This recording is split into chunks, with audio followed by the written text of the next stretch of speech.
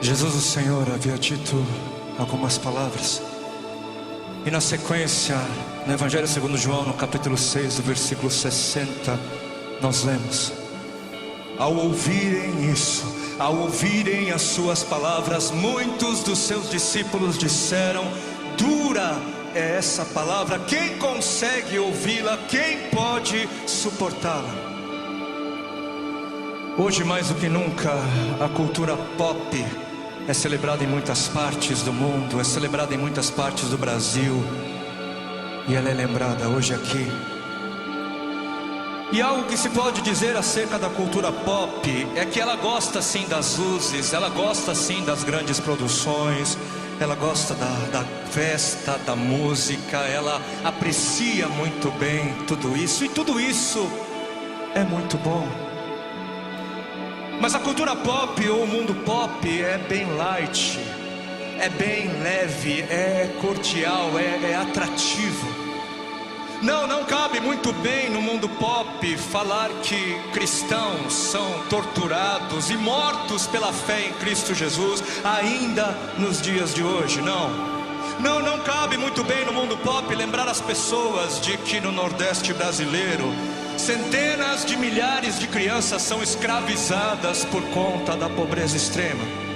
Não cabe muito lembrar as pessoas de que nessa mesma região milhares de crianças são vendidas como coisas, como brinquedos sexuais, violentadas a troco de R$1,99 em média. E não cabe muito bem nesse mundinho colorido pop dizer que a responsabilidade de muitas das injustiças do mundo são daqueles que poderiam fazer algo diante delas, mas fazem absolutamente nada ou fazem muito pouco. Não, no mundo pop tudo é de fácil aceitação, tudo deve ser de fácil aceitação, tudo muito doce, tudo muito açucarado. No mundo pop o que vale é agradar a todos. O importante é que todo mundo saia satisfeito. Ofender alguém, não, isso não cabe, isso não se pode. Contrariar as opiniões e os pensamentos dos outros, não, isso não se deve, isso não se pode. Mas um dia, um homem chamado Jesus, contrariando os pensamentos e as opiniões da maioria, se apresentou e disse algo que fez com que muitos se sentissem ofendidos e escandalizados. Ele disse: eu sou o caminho, eu sou a verdade, eu sou a vida. Ele disse: ninguém vai ao Pai a não ser por mim, a não ser através de mim. Ele disse: eu sou o pão da vida, o pão que dá a vida, o pão que desceu do céu. Ele disse ser o Filho de Deus, e dizendo isso mais chocante, ele disse ser Deus, e portanto todos deveriam se submeter a ele, e portanto todos deveriam se arrepender de uma vida rebelde e se dedicar por inteiro a ele e somente a ele. Ele foi crucificado porque ofendeu muita gente. Jesus foi crucificado porque muitos se sentiram ofendidos, muitos se sentiram contrariados, muitos discípulos o abandonaram, porque Jesus não era como eles queriam que ele fosse. A música pode ser pop, as luzes podem ser pop, a forma pode ser pop, mas a mensagem não é. O conteúdo não é de acordo com o gosto da maioria. E esses discípulos do texto que acabamos de ler aqui, por acharem duras demais, por acharem ofensivas demais as palavras do Senhor, a partir dessas palavras, por causa dessas palavras, eles deixaram de seguir o Senhor. Deixaram. E hoje também, hoje existem aqueles que não seguem ao Senhor porque o que Ele diz parece ser duro demais, escandaloso demais. E estes parecem dizer: olha, Jesus, fica aí no seu cantinho, tá? porque eu vou até aqui, ok? Até aqui eu faço, até aqui eu te dou uma colher de chá, eu te sigo até aqui, tá bom?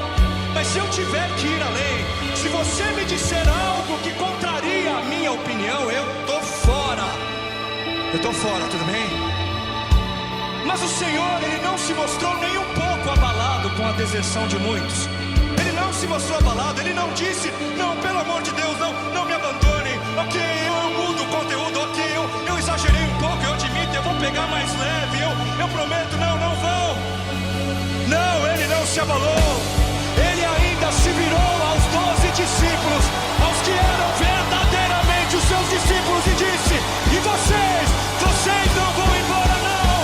E Pedro então, um dos 12, ele se levantou, cheio da graça e do conhecimento de Deus, e disse, para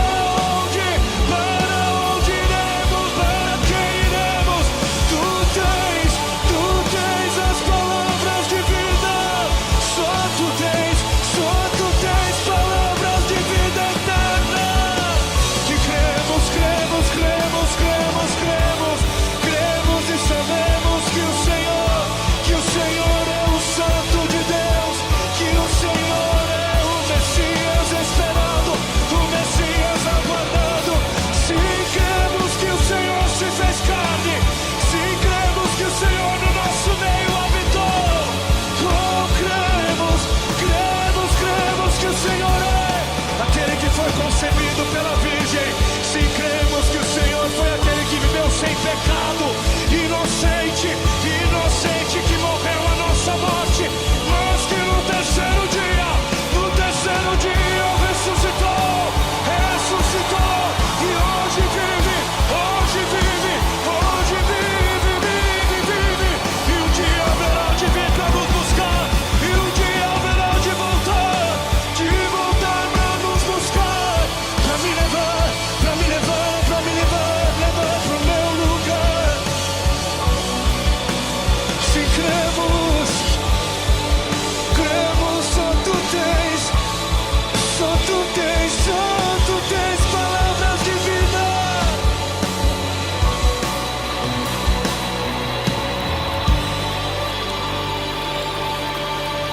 Para onde iremos?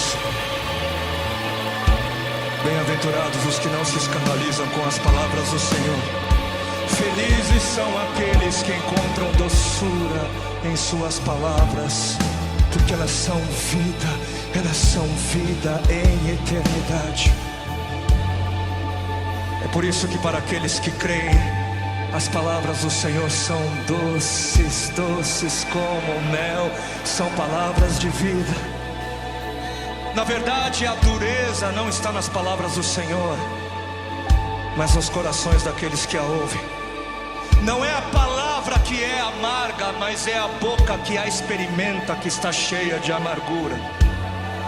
E com as suas palavras, o Senhor, na verdade, Ele separa aqueles que são daqueles que não são seus verdadeiros seguidores. Porque enquanto não custava nada seguir a Jesus, os falsos discípulos caminhavam com Ele. Enquanto Jesus realizava muitos milagres, enquanto o Senhor, Ele alimentava as multidões, ressuscitava os mortos, enquanto Ele parecia ter muitos favores a distribuir, Ele era aceito e celebrado.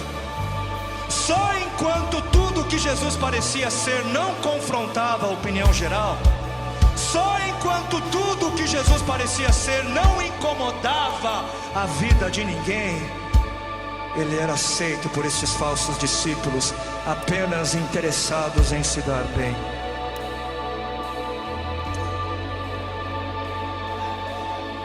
Os que creem que Ele é o Santo de Deus, os que creem que Ele é Deus, se interessam por aquilo que Ele tem a dizer, e não se ofendem, não se escandalizam e se submetem,